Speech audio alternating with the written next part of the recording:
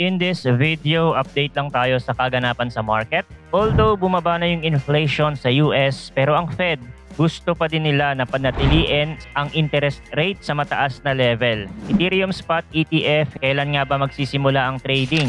At price action ni Bitcoin, bullish pa din ba? At kung interesado kayo sa ganitong mga content, token reviews, crypto news, anything related to crypto, make sure to subscribe. Natin yung update sa market at sa status ng interest rate and inflation sa US na patuloy na nakaka-impluwensya sa takbo ng crypto market. So nung nakaraan, lumabas ang data na medyo bumababa na yung inflation. Pero kahit ganon, nag-announce ang Federal Reserve na papanatiliin pa din nila ang interest rate sa mataas na level, which is nasa 5.25% and 5.50%. Also, para sa mga hindi pa nakakapanood, sa previous video, diniscuss ko yung inflation and interest rate. So yung mga nakapanood na noon, meron ng understanding kung ano yung epekto nito sa crypto market. Kung hindi nyo pa napapanood, meron tayong link sa description.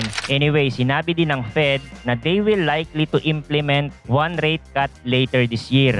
At sa mga previous data nga na pinag-aralan natin, ang Fed pwede nilang pagtagalin sa mataas na level yan hanggat hindi nila nakikita na bumababa yung inflation. Gusto kasi nila maabot yung 2% target, ngayon nasa 3.3% pa lang. Nag-iingat din sila dito kasi kung ibababa nila agad ang interest rate, then baka sumipa naman agad yung inflation. Hindi ganun kadaling habulin ang trillions of dollar na pinirint nila during COVID-19 crisis. At kung binabantayan nyo yung galaw ng market, after FOMC meeting, walang masyadong impact kay BTC kasi hindi naman siya nag-drop below swing low. At kung titingnan natin si Nasdaq, still trading higher while Dixie is moving sideways. At na-discuss ko naman sa previous video na yung correlation ng index kay BTC minsan lumalayo and eventually bumabalik sa dati. So kung nagrarally ngayon si Nasdaq, then it's highly likely that Bitcoin will follow. Update din tayo sa Ethereum ETF. Sabi nga natin hindi pa nag-start yung trading dito kasi maa-approve pa lang daw ang S1 nito in summer. At ang prediction ng mga analyst na mag-start yung trading ng spot Ethereum ETF by the end of June pero wala pang exact date. At dito na natin makikita yung mga Ethereum inflow sa mga ETF issuer katulad ng kay BTC. Pero bago yan, ang time period kasi na sinabi ni Gary Gensler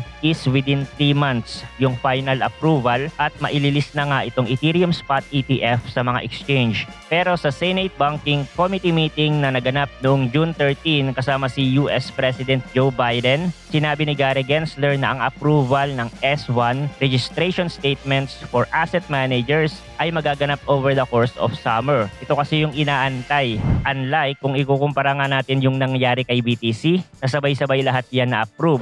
Kaya yung trading sa exchange ay nagsimula din nung araw mismo ng approval ng ETF. Kay Ethereum kasi hindi. At na-question din yan ng ibang senator sa US kung bakit hindi fully approve agad ang Ethereum ETF. At sinasabi na hindi daw pina-priority nitong si Gensler yung constructive set of rules sa crypto industry. Samantalang ang Commodity Futures Trading Commission, diretsahang sinasabi na itinuturing nilang commodity si Ethereum. Pero si Gensler, wala siyang direct answer dito. So ang mangyayari nito, ang start ng trading ng Ethereum Spot ETF ay by the end of June or sa July na. So hindi tayo nag-expect ng immediate impact dito kapag nagsimula na yung trading kasi ganun yung nangyari kay BTC. And it's always based on the market and investor sentiment on that particular date. Pero bullish tayo dyan long term. 10 to 20,000 per Ethereum pagkalipas ng ilang taon. Many people will miss that kasi karamihan ng nagki-crypto ay meron lang short-term mindset. Hindi nila kaya yung 5 to 10 years waiting period.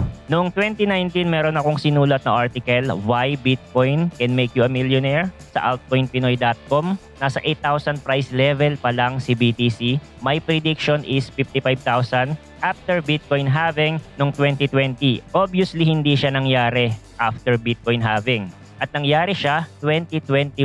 Nilagpasan niya yung prediction ko. Ngayon, naglalaro na yung price ni BTC sa 67,000 and people are crying. At kung bumili kayo sa panahon na ito, and just do buy and hold, then you are in a good position. At ang investment nyo dito still outperforming other types of investment and you don't have to do anything. That's the power of long-term approach. Pero pwede nyo naman pagsabayin yan. Katulad ng sa akin, yung nabili kong BTC noong 2019, hindi ko binenta last bull market.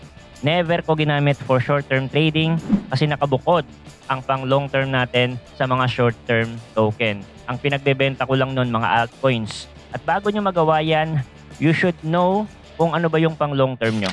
Price action analysis naman tayo kay BTC. Nasa loob pa din siya ng range. Marami nang naboring sa galaw na ito. Yung mga newbie na nabuhay sa all-time high, naglaho na ulit sila. Kasi wala na yung excitement. Although nasa range pa din naman si BTC, bullish pa din ang outlook nito. Na-mention naman natin itong scenario na to, pwede siyang magpabalik-balik dito. Sundutin ng konti yung liquidity sa ibaba, then bounce. That's the ideal scenario based on current market sentiment. Although merong negative sentiment, one rate cut lang this year at pananatiliin na mataas ang interest rate, pero there is an indication na bumababa na yung inflation sa US at once na mag-cut na ng rates ang Fed, then based on history na pinag-aralan nga natin, nagrarally yung mga risk asset. At kung titingnan natin si Nasdaq and S&P 500, nagrarally pa din sila.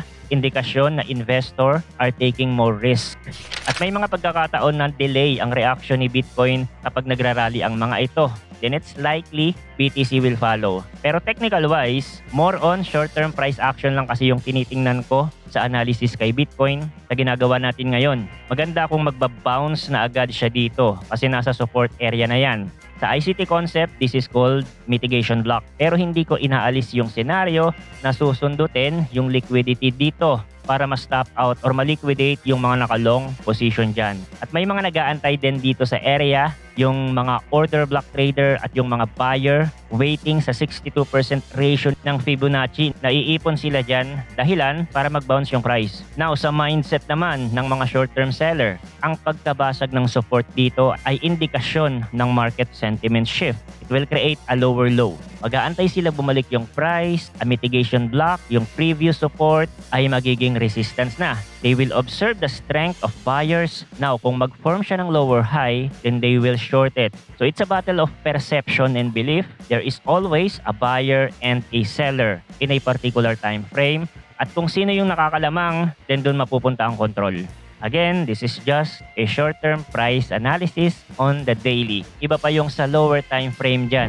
Okay? So yun lang ang crypto update natin for today. Thanks for watching again. Good luck and see you on the next video.